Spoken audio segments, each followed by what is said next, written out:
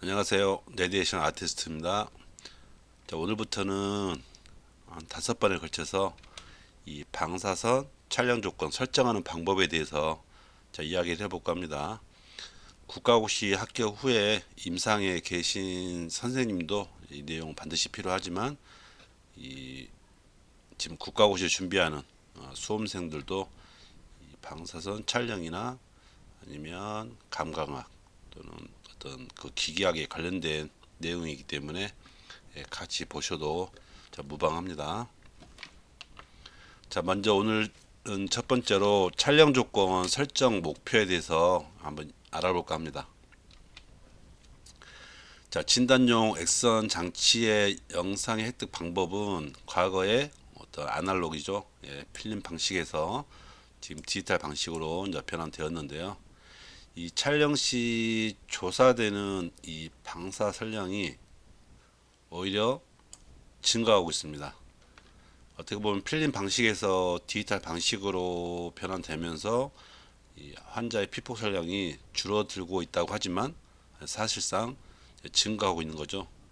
자, 그 이유는 이 필름 방식에서는 이 산란선에 의해서 노이즈가 발생하는 것을 좀 방지하기 위해서 이 조사야 크기를 사이즈에 맞게끔 줄여서 촬영했는데 이 디지털 방식에서는 이 디텍터에서 받아들이는 방식이 좀 다르기 때문에 조리개를 활짝 열고 촬영하죠.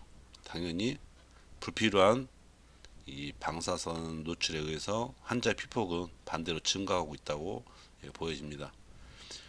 그래서 이 의료 방사선에 대한 위해 우려가 증가되기 때문에 이 조사의 크기를 당연히 줄이는 것도 좋지만 환자의 피폭을 좀 방지하기 위해서 그리고 영상의 좀 질을 향상시키기 위해서 이 방사선 촬영 조건에 대한 내용을 이해하시면 좋을 것 같습니다.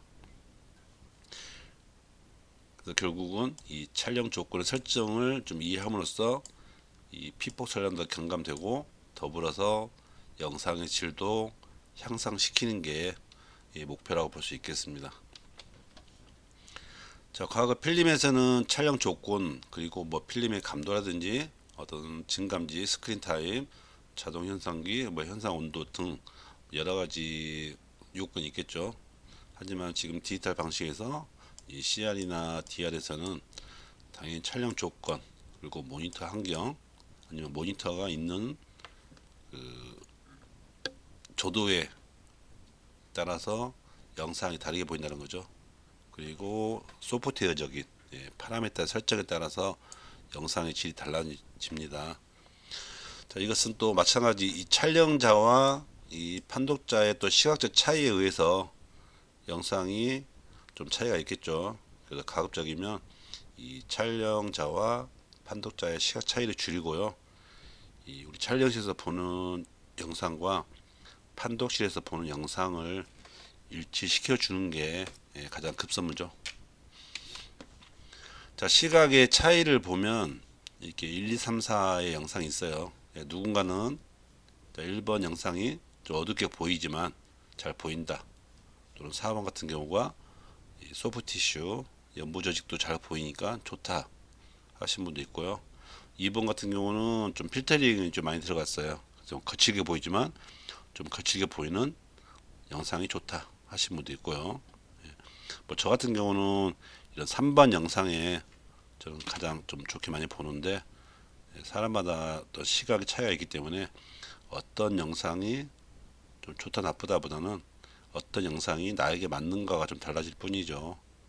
그래서 자기가 원하는 영상을 만들어내기 위해서는 어떤 영상이 나에게 맞나 또는 판독하는 의사에게 어떤 영상이 적절한지도 한번 고민을 볼 필요가 있을 것 같습니다. 자, 시각 차이에서도 또 달라진 게 우리가 가장 많이 촬영하는 체스트 PA죠. 자, 이 영상을 보고 다음 영상을 봐볼까요? 조금 거칠게 보이죠?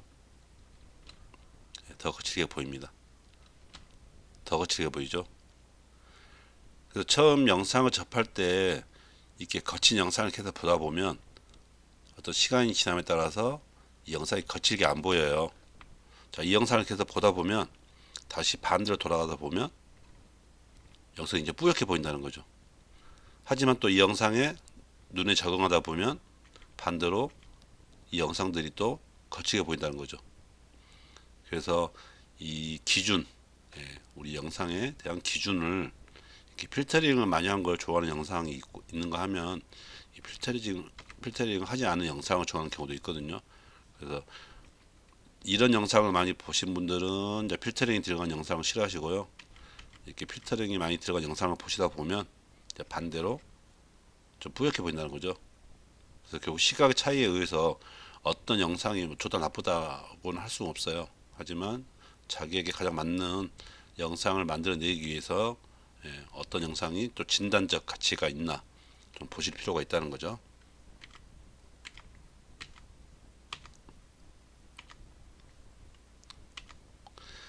그래서 시각의 차이에서 이 세 가지 영상을 필터링의 차이가 있죠. 이렇게 보면 그래서 어떤 영상이 가장 나에게 맞는가를 먼저 찾아보시는 게 좋을 것 같습니다.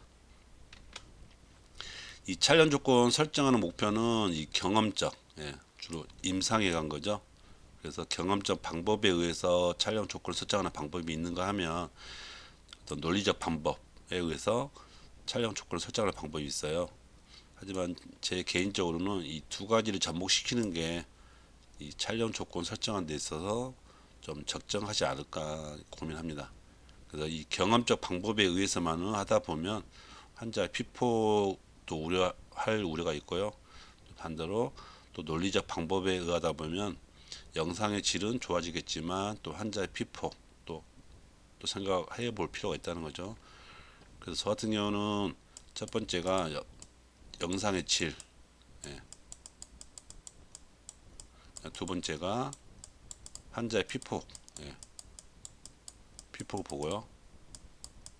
다음 세 번째 같은 경우가 이 장비의 수명이거든요.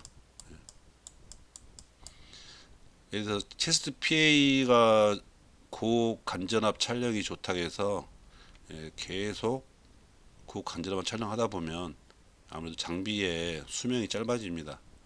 그래서 좀 그 촬영 조건을 장비를 위주로 할 것이냐 아니면 영상을 할 것이냐 아니면 환자의 피폭을 방지할 것이냐 이 세 가지에 대해서 좀 촬영 조건 설정할 때 고민을 해 보셔야 됩니다. 그래서 영상의 질 그리고 환자의 피폭 설량 경감 그리고 장비의 수명 연장 이 세 가지를 고민하셔 가지고 이 촬영 조건을 어떻게 설정하신지를 각 개인이 이제 판단하심에 따라서 달라지는 거죠. 이 경험적 방법에 의한 촬영 조건 설정은요. 이 경험적 방법 즉 장점이죠. 자, 경험에 의해서 많은 환자를 신속하게 처리할 수 있습니다. 이 환자의 어떤 체형이나 좀 질환에 따라서 이 경험에 의해서 촬영 조건을 신속하게 설정할 수 있다는 거죠. 그리고 그 결과에 따라서 이 진단 가치가 높은 영상을 획득할 수 있고요. 수치를 환산하는 등의 어떤 수학적 개념 이런 건 번거로우니까 절차를 생략시켜 버리는 거죠. 하지만 이 단점이라는 것이 있죠. 일정한 기간 동안 임상 경험을 습득해야지만 좀 이게 가능하다는 거죠. 그리고 이 다양한 환자에 따라서 촬영 조건을 결정할 때 이 논리적인 변수는 고려하지 않다는 거죠. 그래서 이 조사 조건에 대한 표준화를 기할 수 없다는 거죠. 어떻게 보면 들쑥날쑥한 촬영 조건을 설정할 수 있다는 거죠. 자, 두 번째는 이 논리적 방법. 그래서 이 장점은 이 촬영 조건의 과학화와 표준화를 추구할 수 있고요. 단점은 이 수학적 개념의 계산에 의해서 시간 낭비할 수 있고 또는 임상 경험에 의한 테크닉을 기할 수 없다는 단점도 있죠. 그래서 이 경험적 방법과 논리적 방법을 좀 혼합해서 어떻게 영상을 만들어낼 것인가를 좀 숙고하시는 게 좋을 것 같습니다. 그 촬영 조건을 무조건 줄인다고 해서 환자 피폭도 줄이고 장비의 수명도 연장시킬 수 있다고 해서 무조건 좋은 것은 아니거든요. 그래서 이 우리 실효 원자 번호라는 것이 있죠. 적정량의 투과력이 가미되어야지 영상의 질이 좋아지는데, 실제 그리고 영상의 질이 좋다는 것은 병변을 놓쳐서는 안 된다는 거죠. 예, 그런 병변을 놓칠 우려가 좀 있습니다. 그래서 이 경험적 방법과 이 논리적 방법을 이용해서 예, 어떻게 최상의 화질을 구현할 것인지, 그리고 적정한 촬영 조건 설정으로 해서 환자 피폭도 경감시키고 장비의 수명도 연장시킬 수 있는 방법을 찾아보셔야겠죠. 또 간혹 장비를 세팅하는 데 있어서 새로운 장비 세팅하죠. 그때 촬영 조건 설정할 때 기존에 했던 방법 촬영 조건과 좀 맞지 않는 경우도 있어요. 그런 경우에 혼동이 와서 그 엔지니어에 의해서 설정된, 또는 매뉴얼에 의해서 설정된 그 촬영 조건을 설정하는 경우가 있는데, 그게 무조건 정확하다고 할 수는 없습니다. 장비의 성능이나 장비의 종류에 따라서 달라질 수 있겠지만, 이 기본적인 촬영 조건 설정하는 방법을 알고 있다 하면 아무래도 더 좋은 영상을 만들어낼 수 있기 때문에, 그런 목적으로 이 컨텐츠를 만들었으니까 5회차까지 한번 보시면서 어떤 식으로 촬영 조건을 설정할지를 한번 좀 고민해 보셨으면 좋겠습니다. 자, 오늘은 이렇게 촬영 조건을 설정하는 목표에 대해서 한번 말씀을 드렸습니다. 자, 다음에는 영상의 화질에 관여하는 인자에 대해서 한번 알아보는 시간을 가지도록 하겠습니다. 자, 오늘도 수고 많으셨습니다.